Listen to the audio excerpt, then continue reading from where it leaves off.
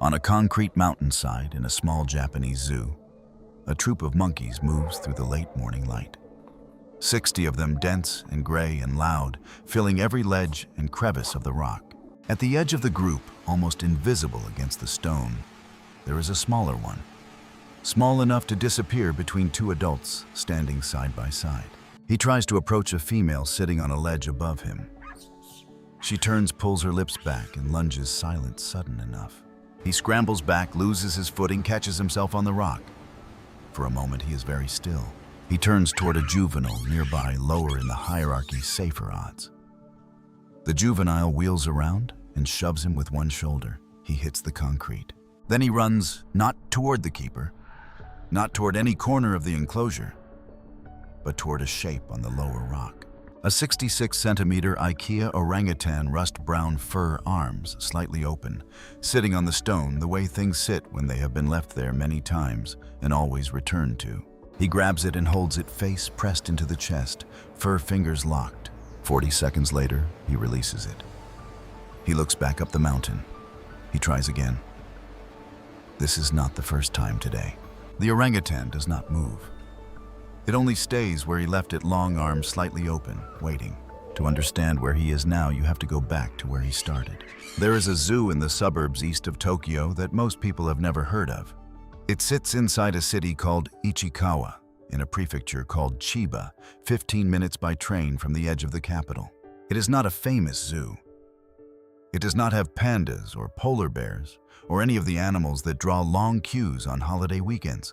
What it has is a rocky enclosure called Monkey Mountain, a troop of roughly 60 Japanese macaques, and a filing cabinet in the keeper's office that holds, among other things, a handwritten note from the year 2008. The note is not remarkable to look at. It describes a female infant macaque, abandoned at birth, hand-raised through the winter, returned to the troop the following spring. It describes what was placed in her enclosure to help her survive the first weeks. A yellow stuffed bear. The note does not say who bought the bear or where it came from. It says only that the infant held on to it, and that the holding seemed to help, and that by the time she rejoined her troop, she was healthy enough to stay. They called her Otome. She lived. Before Otome, there was another infant, even less documented. A female raised with a small stuffed gorilla that a keeper had brought from home. She was called informally by the name of the toy she carried, Lira Mama.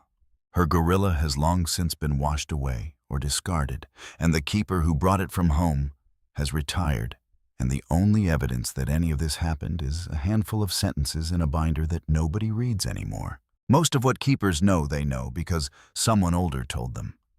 Not in a classroom, not in a manual. In a hallway before a shift over a cup of tea that was already going cold. The knowledge moves like that from hand to hand, from year to year, almost invisibly through the ordinary dailiness of people who spend their working lives with animals and rarely write anything down. In July of 2025, a keeper named Kano Kosuke was 24 years old. He had been working with the macaque troop for less than a year. He was not yet the kind of keeper who gives interviews or whose name appears in articles. He was the kind of keeper who arrives early and stays late and writes things down in a logbook even when nobody asks him to. On the morning of July 27th, 2025, he walked into the enclosure and found what the senior keeper had told him he might one day find: a newborn alone on the concrete. The infant's mother was a first-time female, young in poor condition after weeks of record heat across the Kanto Plain. She had given birth the previous day. She had not held the infant since. She was sitting on a high ledge with her back to the enclosure, and she did not look down when the keeper entered. A Japanese macaque mother who does not pick up her newborn is not making a choice in the way we understand choices. She is responding to something in her body. Exhaustion, hormonal disruption, the particular pressure of a heat. She was not built to survive that has interrupted the chain of instincts that should have fired one after another from the moment of birth. The chain broke somewhere in the first hours, and once it breaks, it rarely repairs itself. The keeper did not wait to see if it would. He lifted the infant with both hands, not one hand the way you might pick up an object, but two hands held together the way you hold something that is very small and very breakable. The infant weighed approximately 500 grams, about the weight of a carton of milk. He wrapped it in a soft cloth in the way the senior keeper had shown him, the corners folded under and tucked tight enough to feel like something, but loose enough to breathe. He sat down on the cold floor of the keeper's room with his back against the wall. He stayed there until the sun came up. The grip reflex in a newborn Japanese macaque is one of the strongest instinctive behaviors in the primate world. It fires before the eyes open. It fires before the infant can stand. In the wild, it fires the moment the infant is born and does not release for weeks. The infant locks its fingers into its mother's belly fur and holds, and the holding is not affection, it is physiology, it is survival. It is the entire architecture of how this animal is built to begin its life. Without something to grip, the reflex has nowhere to go. And a reflex with nowhere to go becomes a distress signal that runs on a loop. He started with a rolled cloth tube, the simplest option, the cheapest, the one that had worked for some infants before. The infant gripped it for a few hours, then let go. Gripped again, let go. By the second morning, it had stopped gripping the cloth at all. He tried a short pile synthetic plush, a small bear pail, the kind sold in hospital gift shops. The infant touched it, moved its fingers across the surface, and withdrew. The fur was too smooth. There was nothing for the fingers to catch on. He wrote this in the logbook. Short pile, no grip. Try longer pile. He tried a medium pile rabbit. The infant held it for half a day, and then released it and sat apart from it, hunched, making a sound so quiet it was almost not a sound at all. He tried a different bear, slightly larger, with slightly longer fur. The infant touched it and turned away. He wrote second bear rejected. Check fur length, check arm length. 8 attempts. 8 mornings of sitting on the floor, watching, waiting, writing things down. The infant did not know it was refusing. It did not know the word for what it was looking for. It only knew, in whatever way an animal 9 days old can know anything, that the thing being offered was not the right thing. That the texture was wrong, or the weight was wrong, or the particular give of the fur under its fingers was not what some older wordless part of it recognized as safe. It could not explain this. It simply kept letting go. On the 9th day, the keeper looked around the office. Not methodically. The way you look around a room when you have run out of ideas and are hoping that something will suggest itself. There was a stuffed animal on the shelf above the filing cabinet.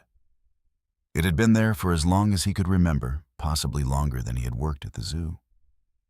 No one had bought it for the animals. It was decorative or forgotten or both. It was an orangutan made by a Swedish furniture company whose name appeared on a small white tag still attached to the left ear.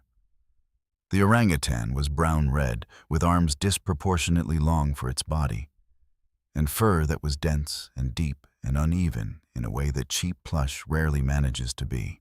The keeper took it off the shelf. He looked at it for a moment. He put it in the enclosure. The infant turned toward it, moved closer, reached out one hand and pressed its fingers into the fur. The fur gave slightly and then held. The fingers pressed deeper, curled. One by one, slowly, the way something closes when it has finally found what it was looking for. The infant did not let go. Not that morning, not that afternoon, not when the keeper came back after his shift to check and found it still there, face pressed into the chest of the orangutan, both arms wrapped around it, breathing in slow and steady pulls. He opened the logbook. He wrote day 9 success. He did not write anything else. He did not need to. The orangutan did not have a name yet. That would come later from people the keeper had never met in countries he had not thought about that morning, after a story that had not yet begun to spread. For now, it was just a stuffed toy on a cold floor in a small zoo east of Tokyo. And an infant that had finally, after 9 days, stopped letting go. The keeper's name for the stuffed orangutan in the logbook was simply the toy. The internet would later call her Oran Mama, a combination of the Japanese word for orangutan and the word for mother. And the name would spread so completely, so quickly, that even the zoo's official communications eventually adopted it. But that was months away.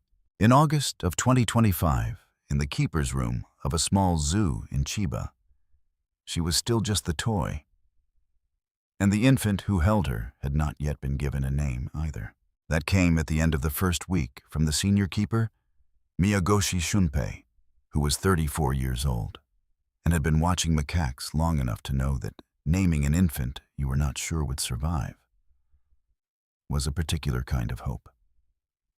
He named him Punch. Not for the drink, not for the action. For a manga artist, Monkey Punch, the creator of Lupin III, whose name contained both the word for the animal and a kind of irreverent, cheerful energy that the senior keeper thought, watching this small creature hold onto a stuffed orangutan with the grip of something that had decided to live, seemed appropriate. The name stuck the way names do when they fit. And so through August and September and October and November, in the daily logs and the feeding schedules and the health checks, and the small accumulating record of one animal's first months of life, he was Punch. He drank from a bottle every 3 hours. He gained weight slowly and then faster. He slept pressed against Oran Mama in a way that the keepers monitored closely, because an infant sleeping well is an infant whose nervous system is regulating. And an infant whose nervous system is regulating is an infant who has a chance. The keepers did not say this out loud. They said things like, "His weight is good, and his grip strength is improving, and he's alert today," which is the language of people who work with fragile animals and have learned not to promise what they cannot guarantee. But underneath the careful language, in the small daily increments of a healthy weight and a strong grip and a pair of eyes that followed movement and responded to sound, the infant was doing what the keepers had hoped and not dared to say. He was surviving.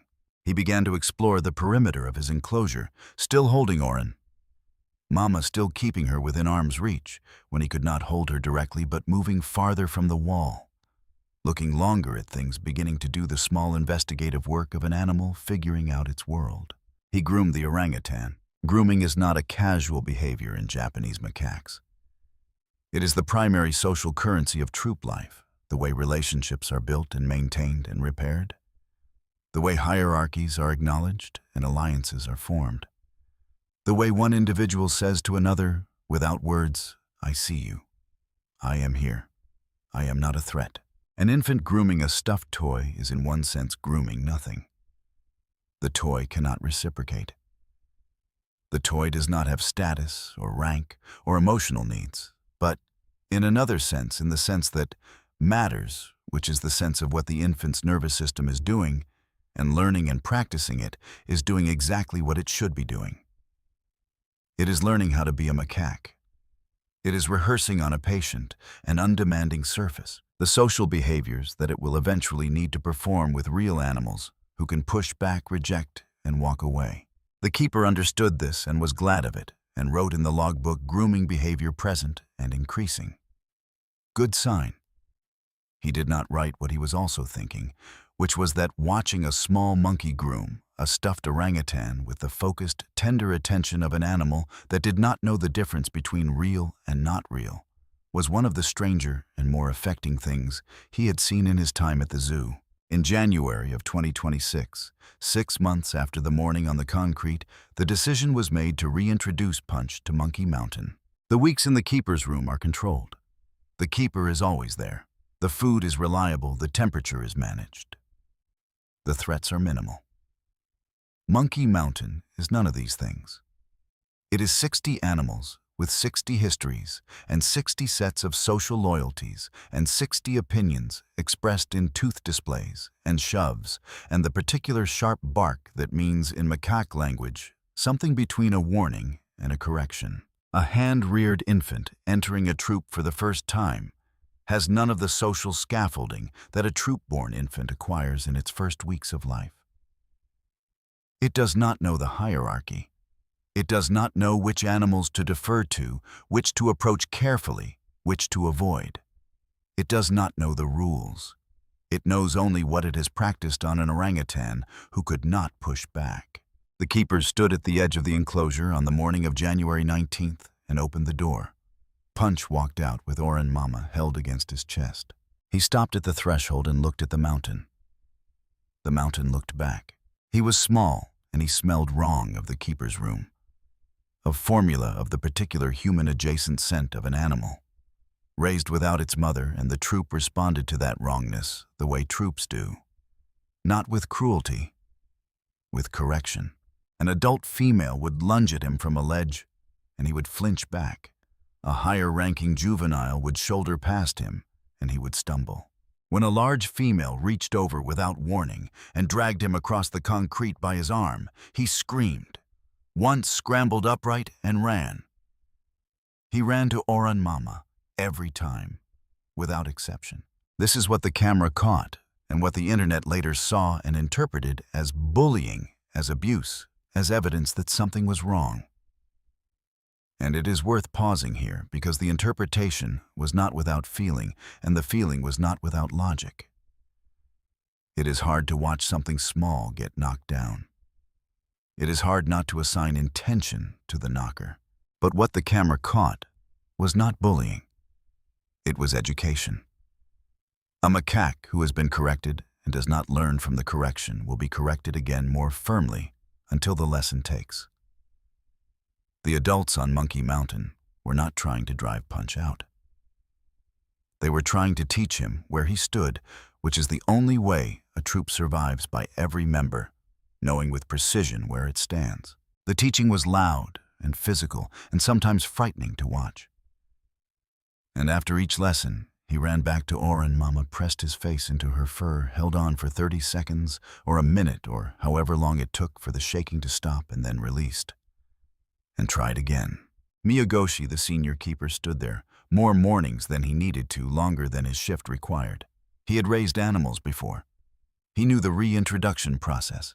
He knew intellectually that what he was watching was normal and necessary. He stood there anyway. Kano, the younger keeper, stood beside him sometimes, and the two of them would watch without speaking, the way you watch something that you cannot help and cannot stop, but cannot look away from either. Every day at 3 o'clock, regardless of what was happening on the mountain, Punch came to the feeding rail. Not for the food, for the keeper. He would find Kano's leg and grip the fabric of his trousers and stay there for a few seconds, 30, maybe 40, before releasing and turning back to the mountain. The keeper did not reach down. He did not pick Punch up or hold him or do anything that would slow the transition that needed to happen. He simply stood still and let himself be held. It was the smallest possible thing. It was for those weeks enough. By the end of January, Punch had learned which animals would correct him lightly and which would correct him hard. He had learned to approach from the side rather than directly head-on, which is a submission posture so subtle it is almost invisible to the human eye, but is legible immediately to every macaque on the mountain. He had learned to press his back against a larger animal's flank. A gesture that means, in macaque, something close to, I am here, and I am not competing, and to hold that position long enough to be acknowledged rather than shoved. He was learning the language, slowly, with many corrections still to come. But learning. And through all of it, Oran Mama sat where he had left her, on a low ledge on the north side of the enclosure, her brown-red fur beginning to flatten and fade. In the places where he gripped her, most often, her long arms slightly open, waiting. In early February of 2026, a member of the zoo's social media team posted a short video on the zoo's official account. It was not a polished video. It was the kind of footage you get when someone points a phone at something that happens to be in front of them. Shaky, natural light, no music, no captions. It showed Punch being dragged briefly across the rock by an adult female. It showed him running. It showed him reaching Oran Mama and wrapping himself around her. It showed him 40 seconds later releasing her and turning back toward the troop. Within 24 hours, the video had been shared more times than the zoo's account had followers. Within a week, it had traveled to 30 countries and been translated into languages the keeper did not speak. Within a month, the stuffed orangutan he was holding was gone from the shelves. IKEA stores emptied out one by one, as people bought it and held it in the way that people hold things when they are trying to get closer to a feeling they cannot name. The zoo received letters. Thousands of them. From women in Ohio who said they had cried for the first time in years. From grandmothers in Scotland who printed out photographs and put them on their refrigerators.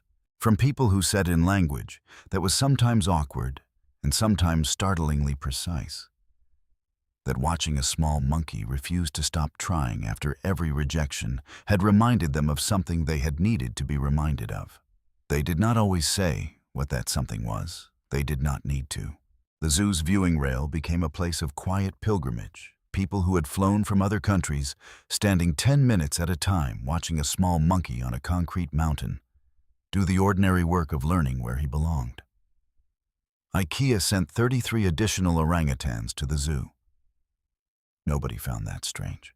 None of this is what the story is about. All of it happened, and none of it is the story. The story is what was happening on Monkey Mountain, while the rest of the world was deciding what it meant. The story is Punch on a cold February morning pressing his back against the flank of an adult female who did not shove him, who simply sat for 37 seconds and then moved away without correcting him. The keeper recorded it in the logbook. He did not post about it. He did not tell anyone. He just wrote it down the way he wrote everything down, in the same plain language he had used for every entry since July. Adult female, no correction. Duration approximately 37 seconds. Progress noted. It was not a triumph. It was a beginning. But beginnings in this work are the things you write down. March arrived with longer light and warmer mornings, and on Monkey Mountain, things were shifting in the small, incremental ways that shifts happen when you are watching an animal learn to belong somewhere. Punch was still small. He would always be smaller than animals his age, who had been raised in the troop from birth, whose first months had been spent clinging to a real body, drawing real warmth, absorbing the constant social information that flows through a troop the way current flows through water, invisibly, continuously, in every direction at once. He had missed that. You cannot give it back. But you can slowly, in pieces, learn to read the current, even if you miss the years when reading it came naturally. He was reading it. Not fluently, not without error, but with the particular focused attention of an animal that has learned through repeated correction that attention is the price of belonging. He had learned that the large female on the eastern ledge would tolerate his presence within 2 body lengths if he approached from below and did not make eye contact. He had learned that the juvenile male who slept on the flat rock near the feeding station was reliably non-aggressive in the hour after morning feeding, when all the animals were warm and full and disinclined to expend energy on discipline. He had learned to time his approaches. He had learned to read the angle of a body, the position of a tail, the particular quality of stillness that meant an animal was relaxed versus the quality of stillness that meant an animal was about to move. He was in the language of the senior keeper's sociable. He bounced back. He kept trying. These are not small things in an animal whose early weeks contained none of the social foundation that should have been laid down before he could walk. They are also simply the things that were true about this particular animal, in the way that certain things are simply true about certain animals, not because of what happened to them, but because of what they are. Oran Mama was still on the ledge. She had been washed 3 times now, rotated with the fresh orangutans from the IKEA donation, returned to the same position on the same ledge each time. Punch knew where she was. He always knew where she was. But he was no longer running to her after every correction.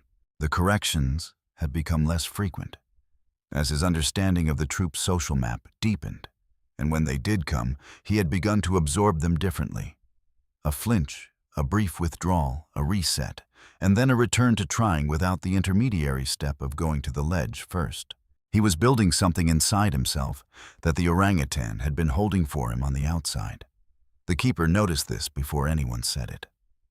He did not say it himself because naming a thing before it is solid can disturb it. He just watched and wrote things down and waited. On the morning of March 14th, something happened that he had been watching for, without knowing he was watching for it. An adult female, not the one from the eastern ledge, a different one, older, higher in the hierarchy, was sitting in the middle of the enclosure when Punch approached. He approached from the side below eye level, not making eye contact, in the posture he had been practicing for weeks. She did not move. He sat down, 3 feet away, then 2, then close enough that their fur was almost touching. She continued to groom herself. He waited.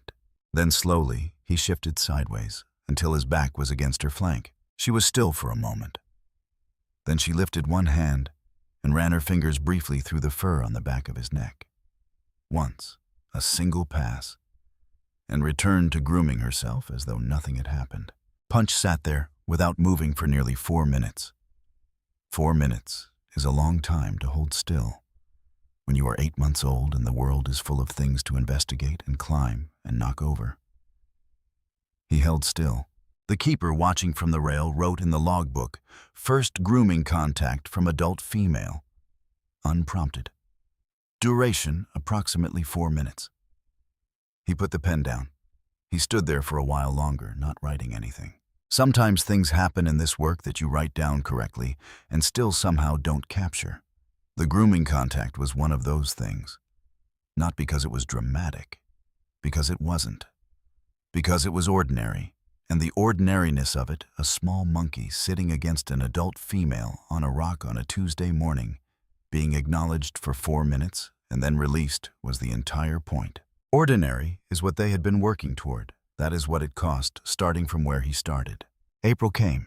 The days were longer now, and the troop spent more time in the upper reaches of the enclosure where the light was better, and the rocks held warmth in the way flat stones hold warmth when the sun has been on them long enough. Punch moved through the enclosure differently than he had in January. Less tentative, less vigilant, or perhaps vigilant in a quieter way. Not the hyper-awareness of an animal that does not know its environment, but the ordinary alertness of one that does. He had a particular habit of climbing to a mid-level ledge in the late afternoon and sitting there for long stretches watching the activity below. Not participating, not excluded. Just watching the way young animals watch when they are old enough to learn from observation, but not yet old enough to need to act on everything they observe. On a morning in early April, a keeper doing a routine walkthrough of the enclosure paused at the north ledge. Oran Mama was still there. She was noticeably smaller than she had been in January. Not in actual size, but in the way objects shrink, when the thing they were holding space for no longer needs quite as much space held.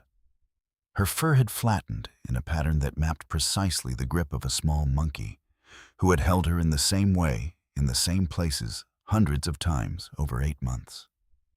Both arms, the chest, the space between the left shoulder and the neck. The keeper stood there for a moment, looking at the shape pressed into the fur. Then he looked up at the mountain. Punch was on the mid-level ledge. He was not looking at the ledge where Oran Mama sat. He was looking up toward the higher rocks, where 3 juveniles were engaged in the kind of rolling repetitive play that burns off energy and establishes the casual social bonds that will matter later when play becomes something more serious. He watched them for a while. Then he climbed. Not all the way to where they were. Halfway. Close enough to be in their peripheral awareness, far enough not to require an invitation. He sat down on a flat rock and looked out at the same view they were looking at. Nobody shoved him. Nobody lunged. Nobody groomed him or included him or did anything that could be pointed to as a clear moment of acceptance. They just didn't exclude him. And for now, that was the whole distance from where he had started to where he was. The keeper walked back to the office and picked up the logbook. He found the entry from July 27th, 2025. Infant female abandoned. Infant removed. Condition stable. Weight 500 grams. Grip reflex weak.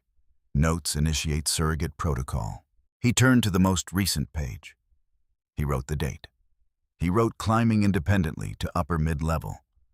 Play proximity with juveniles, no correction. Oran Mama not utilized today. He looked at that last line for a moment. Oran Mama not utilized today. He thought about what to add to it. He left it as it was. In late April, a new infant was born on Monkey Mountain. The mother was an experienced female, calm and attentive, and the birth was uncomplicated. And by the time the keepers arrived the following morning, the infant was already clinging to its mother's belly. In the way that an infant who has a mother clings with the full, unconsidered confidence of an animal that does not know yet that the thing it is holding could ever be taken away. Punch was on the upper ledge when the new infant was brought onto the mountain for the first time. He watched. From his ledge at a distance, he watched the mother move through the troop with the infant pressed against her, watched the way the other animals oriented around her, giving her the particular wide berth the troop extends to new mothers. He watched for a long time. The keeper who was watching Punch could not know what was happening inside. Whatever it is that happens inside an animal's mind, when it observes something it has no category for. Whether any part of what Punch saw, the mother, the infant, the holding connected to anything in the neural record of his own first days, when there was no holding, when he was the thing on the concrete that nobody came back for. That is not something that can be known. What can be known is what he did next. He came down from the ledge. Not toward the new mother and infant, he kept a respectful distance, as he had learned to keep distance from things that had status in the troop. He came down to the north side of the enclosure. He approached the low ledge where Oran Mama sat. He touched her with one hand, fingers running briefly through the flattened fur, the familiar shape of the grip that was his grip. He stood there for perhaps 15 seconds. Then he turned and climbed back up. He did not hold her. He did not press his face into her chest. He did not lock his fingers in the way he used to lock them, the desperate, complete grip of an infant with nothing else in the world. He just touched her briefly, the way you touch something before you leave it behind. The way you touch something that was the most important thing for a long time, and has become slowly and necessarily less important. The keeper was at the rail. He saw it. He went back to the office, and he sat down at the desk, and he opened the logbook, and he put the pen on the page. He held it there for a moment. Then he wrote brief contact with surrogate, unprompted, one hand only. Duration, approximately 15 seconds. Released. Returned to upper enclosure independently. He wrote no distress observed. He closed the logbook. Outside on Monkey Mountain, Punch was back on the mid-level ledge. He was watching the juveniles again. One of them, the male who slept near the feeding station, had climbed to within a few feet of where Punch was sitting. He glanced at Punch. Punch glanced back. Neither of them moved away. The afternoon light came in low and warm across the eastern face of the rock, the way it does in April, when the angle is just right, and the two young macaques sat in it together for a while, each attending to his own version of the same horizon. Oran Mama was still on the ledge below. Nobody was holding her. She had done what she was brought in to do through 9 months of being held and carried and groomed and used as a refuge and a reset and a fixed point in a world that must have seemed from the inside of it very uncertain and very large. She was still there. For now, she was still there. And the small monkey who had once held her with every finger and every ounce of his 500 grams was sitting in the afternoon light on the upper rock, not holding her, not needing to, watching the world that he was inch by careful inch becoming part of. He had come a long way from the concrete, from the 9th day, from the cold floor where it had started. He was not done yet. He would be corrected again, and he would run back, and then not run back, and he would learn things that could only be learned by being small in a world full of larger animals who knew the rules and were not gentle about teaching them. He would make the mistakes that are left to make. And he would, in the particular way this animal had shown from the beginning, from the first time he let go of the wrong thing and waited for the right one, he would keep trying. That is what the logbook says. That is what the keeper saw. That is the whole of it on a concrete mountain in a small zoo east of Tokyo, in the ordinary and unhurried language of animals who are simply against everything learning how to stay.